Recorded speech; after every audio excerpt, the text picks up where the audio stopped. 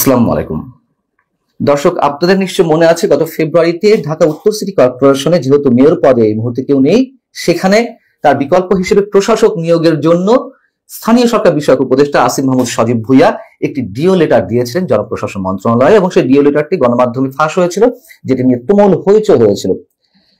সেটি তো একটি গল্প। এখন যেটি জানা যাচ্ছে, তার নিয়োগকৃত সেই প্রশাসক মোহাম্মদ এজাজ দেশের একটি গোয়েন্দা প্রতিবেদন ফাঁস হয়েছে, যেটি বলছে মোহাম্মদ এজাজ দেশের নিষিদ্ধ ঘোষিত জঙ্গি সংগঠন হিজবুত তাহরীর অন্যতম শীর্ষ নেতা। এবং মোহাম্মদ এজাজকে নিয়োগের জন্য একজন নারী উপদেষ্টা বেশ তৎপর ছিলেন। তার সুপারিশে এবং আসিফ মাহমুদ সজীব ভুঁইয়া উদ্যোগী হয়ে মোহাম্মদ এজাজকে ঢাকা সিটি কর্পোরেশন উত্তর সিটি কর্পোরেশনের প্রশাসক পদে নিয়োগ দেওয়া হয়। এবং এই যে গোয়েন্দা প্রতিবেদনটি, এটি আবার ফাঁস করেছেন আন্তর্জাতিক গণমাধ্যম আল জাজিরার অনুসন্ধানী দলের অন্যতম সদস্য জুলকারনাইন সায়েদ।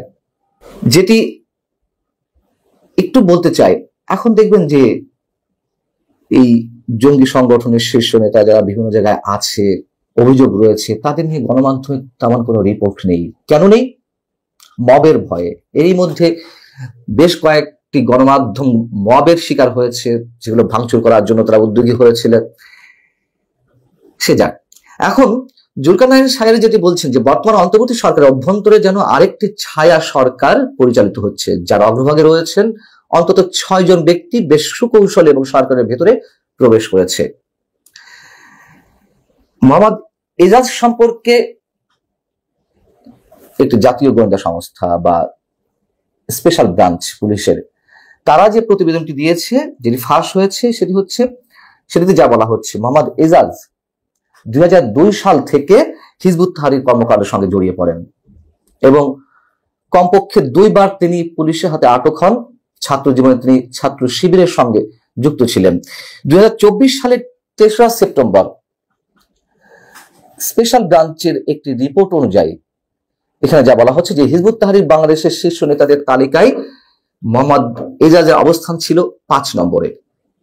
এবং একই বছর হিজবুত তাহরীর প্রচারণা এবং সংগঠনটিতে অর্থায়নের অভিযোগে এজাজ সহ আরো 8 জনকে বিশেষ ক্ষমতা আইনে গ্রেপ্তার করা হয় 2014 সালে। এবং এই ঘটনায় তিনি বেশ কিছুদিন আটক ছিলেন। 5 আগস্ট রাজনৈতিক পট পরিবর্তনের পর বা গণ অভ্যুত্থানের পর 10 নভেম্বর 2024 এজাজ সহ তার অন্য সহযোগীদের মামলা থেকে খালাস প্রদান করা হয়। এবং তিনি বেশ চেষ্টা করছিলেন যে স্পেশাল ব্রাঞ্চের যে প্রতিবেদনটি ছিল সেখান থেকে তার নাম কাটানোর জন্য, তিনি তা পেরে ওঠেননি। এখন আসিফ মাহমুদ সজীব ভুঁইয়ার সুপারিশে তিনি প্রশাসক পদে নিয়োগ পেলেন এবং এই অভিযুক্ত জঙ্গি নেতা মোহাম্মদ এজাজ যাতে নিয়োগ পায় ঢাকা সিটি কর্পোরেশনের প্রশাসক পদে, তাতে সরকারের একজন নারী উপদেষ্টা বেশ তৎপর ছিলেন। কে হতে পারেন তিনি? এখন নারী উপদেষ্টা তো 3 জন রয়েছেন। একজন ব্রতির নির্বাহী পরিচালক শারমিন মুর্শিদ, তাকে আমি ব্যক্তিগতভাবে জানি, তার দ্বারা অন্তত এই কাজটি করা সম্ভব নয়। আরেকজন রয়েছে, এটা আমার ধারণা, আরেকজন রয়েছে ফরিদা আক্তার, আমাদের কাছে খুব সুপরিচিত ফাহাদ মাজারের স্ত্রী। আরেকজন সৈয়দা রেজাওয়ানা হাসান, পরিবেশ নিয়ে কাজ করা যে সংগঠন বেলার নির্বাহী পরিচালক। আমরা অনুমান করতে পারি যে কার তৎপরতায় বা বিশেষ উদ্দেশ্যে আসিফ মাহমুদ সজীব ভুঁইয়ার সুপারিশে মোহাম্মদ এজাজকে ঢাকা সিটি কর্পোরেশন উত্তর সিটি কর্পোরেশনের প্রশাসক পদে নিয়োগ দেওয়া হলো। এখন যখন আসিফ মাহমুদ সজীব ভুঁইয়ার সুপারিশকৃত চিঠি বা ডিও লেটারটি ফাঁস হয়েছিল, তখন তিনি কিন্তু সেটি অস্বীকার করেননি, বরং অস্বীকার না করে তিনি কৌশলের আশ্রয় নিয়েছিলেন। তিনি সাংবাদিকদের কি বলেছিলেন যে আসলে উত্তর সিটি কর্পোরেশনের নিয়োগটা তো এই মন্ত্রণালয় থেকে দেওয়া হয়, অর্থাৎ তার স্থানীয় সরকার মন্ত্রণালয়, এবং ডিওটা একটা অফিসিয়াল প্রসেস। যে কোনো মন্ত্রণালয় যদি জনপ্রশাসন থেকে কাউকে আনতে চায় বা কাউকে নিয়োগ দিতে চায়, সেক্ষেত্রে ডিও প্রদান করা হয়ে থাকে। খুব ভালো কথা। কিন্তু জনপ্রশাসন মন্ত্রণালয় থেকে তো আর মোহাম্মদ এজাজ হোসেনকে আনা হয়নি, এবং তিনি তো বেসরকারি একটি সংস্থার চেয়ারম্যান, পরিবেশ নিয়ে কাজ করা। আবার সিটি কর্পোরেশনের প্রশাসক পদের মতন এই যে লাভজনক পদে যখন কাউকে নিয়োগ দেওয়া হয়, তখন তো স্রেফ একটি ডিও লেটারের মাধ্যমে কোন মন্ত্রী বা উপদেষ্টার সুপারিশ অনুযায়ী কাউকে নিয়োগ দেওয়া যায় না। খুব স্বাভাবিক এটি।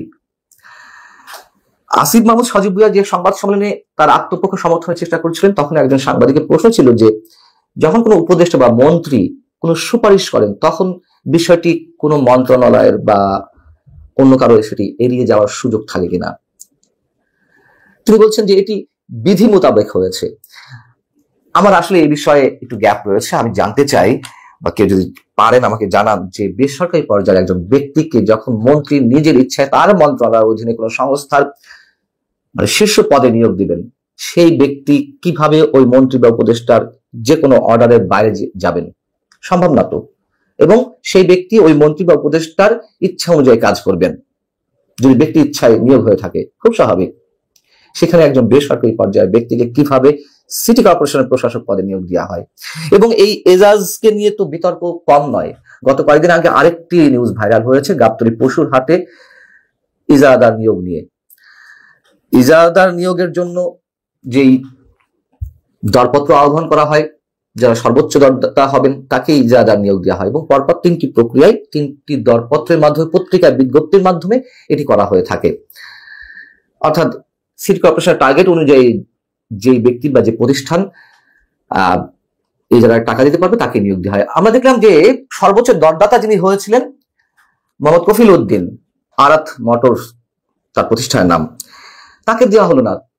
ইজারা দেওয়ার বদলে খাস নিয়োগ দেওয়া হলো, খাস আদায়ের জন্য বা খাজনা আদায়ের জন্য ব্যক্তি নিয়োগ দেওয়া হলো, এবং সেই প্রতিষ্ঠানকে দেওয়া হলো যে প্রতিষ্ঠান এই দরপত্রের 3 নম্বর স্থানে ছিলেন।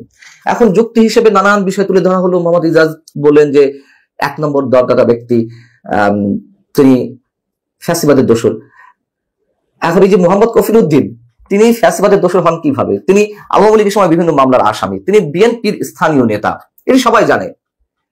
তো তিনি কিভাবে ফ্যাসিবাদের দোসর হন? এর মধ্যে আরো অনেক ধরনের অজুহাত দাঁড় করিয়েছেন যেগুলো একেবারেই গ্রহণযোগ্য নয়, এবং এটি নিয়ে দুদক উদ্যোগ নিয়েছে বিষয়টি তদন্ত করার। দুদকের এই তদন্ত নিয়ে হয়তো আমাদের যথেষ্ট শব্দ থাকার কথা, নামকা বাস্তব দেখানোর জন্য এটি হয়ে থাকতে পারে, বা মোহাম্মদ ইজাজকে ফ্রেশ করে বের করে নিয়ে আসার একটা উদ্যোগ হতে পারে। যেটি হোক, এই যে মোহাম্মদ ইজাজ যে জঙ্গি সংগঠন হিজবুত তাহরীরের সঙ্গে সম্পৃক্ত, শুধু সম্পৃক্ত নয়, তিনি অন্যতম শীর্ষ নেতা। গোয়েন্দা প্রতিবেদন এটি।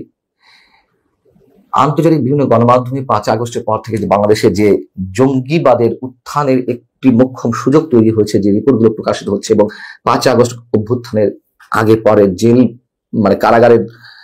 কারাগার ভেঙে যেসব অভিযুক্ত জঙ্গি বেরিয়ে এলেন, আবার অনেক অভিযুক্ত জঙ্গিকে মামলা থেকে অব্যাহতি দেওয়া হলো বা জামিন দেওয়া হলো। আমাদের কি মেলাতে খুব অসুবিধা হওয়ার কথা যে আন্তর্জাতিক বিভিন্ন গণমাধ্যম বাংলাদেশের জঙ্গিবাদের উত্থানের যে একটি সুযোগ, এই ধরনের রিপোর্ট অহেতুক হচ্ছে?